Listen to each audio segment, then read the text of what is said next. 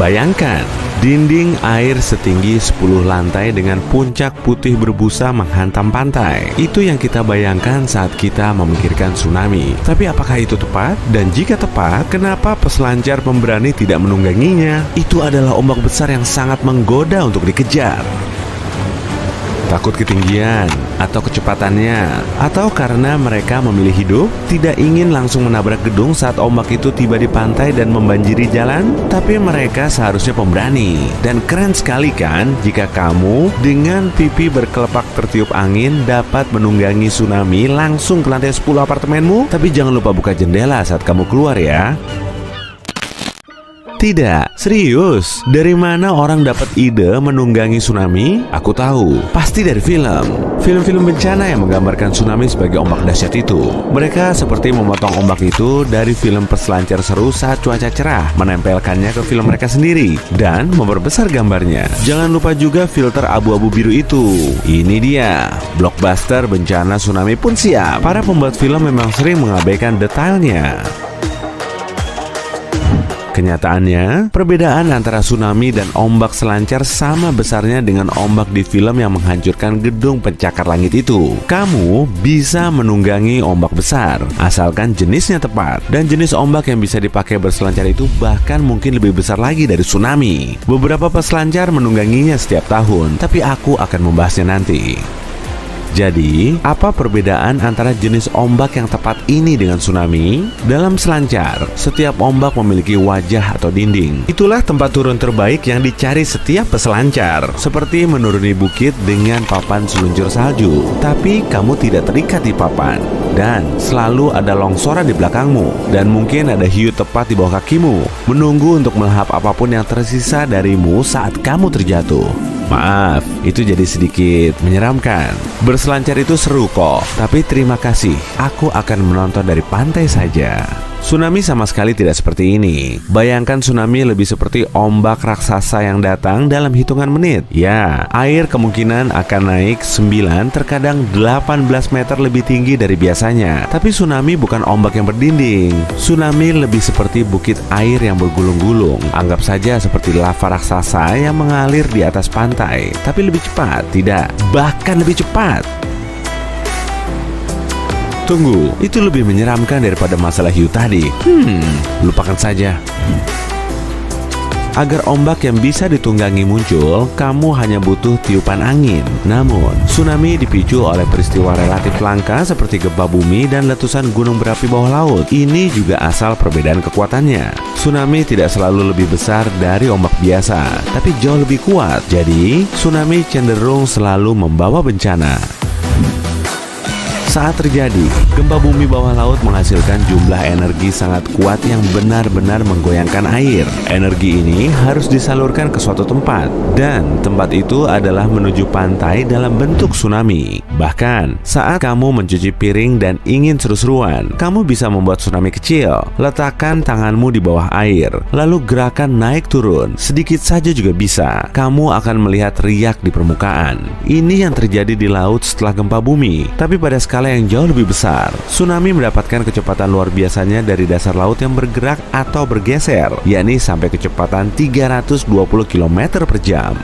Jadi, tsunami menghantam daratan secepat anak panah di udara. Nah, itulah kenapa ku bilang pipi berkelepak tertiup angin saat kamu menunggangi ombak yang ganas itu. Tapi tidak, sungguh, tsunami tidak akan secepat itu saat menghantam pantai. Ombak itu kehilangan banyak energi saat berbenturan dengan permukaan dasar laut di dekat garis pantai dan rintangan bawah air yang menghalangi jalannya. Saat berselancar ke jendela apartemen, kamu hanya akan melaju sekitar 50 km per jam. Ombak itu mungkin akan melambat, tapi bertambah besar saat semakin dekat ke pantai. Mega tsunami adalah ombak 30 meter yang akan membawamu ke apartemenmu di lantai 10. Ketinggian rata-rata untuk kebanyakan ombak hanya sekitar 3-9 meter. Ya, hanya bandingkan dengan ombak selancar biasa. Tingginya biasanya 2 meter dan hanya melaju sekitar 20 km per jam. Itu sebabnya tsunami tetap saja cepat dan cukup besar untuk menyebabkan kerusakan parah. Tapi jangan abaikan ombak untuk berselancar juga. Ombak itu juga bisa berbahaya. Sama seperti tsunami, ombak yang didorong angin akan naik ketika menabrak rintangan bawah air di dekat pantai. Rintangan ini, baik itu bubungan bawah laut maupun terumbu karang, merupakan sumber bahaya utama bagi para peselancar. Jika seorang peselancar tidak bisa bertahan, dia akan terseret ke tempat karang yang tajam. Selain itu, jatuh ke air rasanya tidak seperti tepukan lembut di punggung saat kamu bekerja dengan baik. Oke, aku paham, kita tidak bisa menunggangi tsunami, tapi kita sedang berandai-andai di sini. Aturan tidak berlaku dan imajinasiku seringkali menjadi liar. Jadi, ayo seru-seruan menaklukkan tantangan ini. Pertama-tama, karena tsunami bukan ombak biasa, kita harus mencari cara untuk menjadikannya tempat berselancar. Kira-kira agar bisa membuatnya membentuk dinding, satu hal yang bisa melakukan itu adalah rintangan buatan di bawah laut yang dirancang khusus untuk menghadang tsunami dari energi besarnya. Maaf, kita akan kehilangan sebagian kecepatan besarnya, tapi kita harus membuatnya naik lebih tinggi. Rintangan itu harus besar, tapi masih cukup dalam agar kepala peselancar tak terbentur jika jatuh.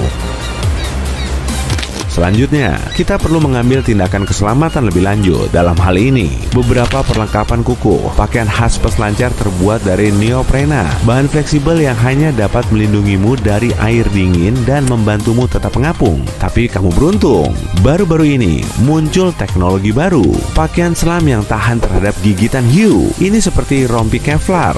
Semua pengujian menunjukkan bahwa itu tidak bisa ditembus benda tajam, juga mencegah patah tulang. Sayangnya, luka memar akibat benturan benda tumpul tidak bisa dihindari. Bagaimanapun, kita akan menunggangi tsunami. Dan terakhir, papannya. Jika menunggangi ombak selancar normal merupakan tantangan biasa bagi keseimbanganmu, bertahan di papan saat menunggangi tsunami mungkin mustahil. Ingat, berandai-andai. Oke, mari kita berikan stabilisator di papan itu. Nah, sekarang kamu siap. Kamu sudah siap kan? Jangan mundur. Ayo, orang-orang pernah kok melakukan ini. Mereka melakukannya di Nazaré, Portugal. Tentu saja bukan menunggangi tsunami, tapi peselancar ombak besar profesional pergi ke sana setiap tahun untuk menantang ombak besar Nazaré.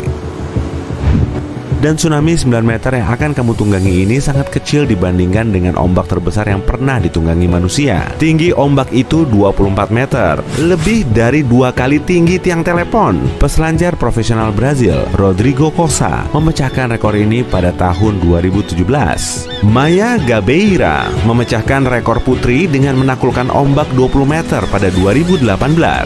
Dan kurasa itu bukan batasannya, karena ombak di Nazaré bisa mencapai 30 meter.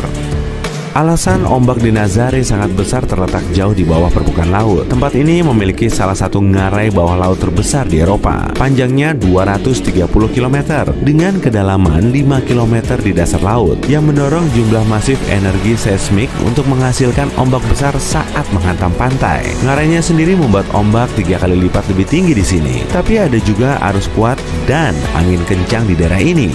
Jadi, itu seperti badai sempurna untuk para peselancar yang suka tantangan sesungguhnya.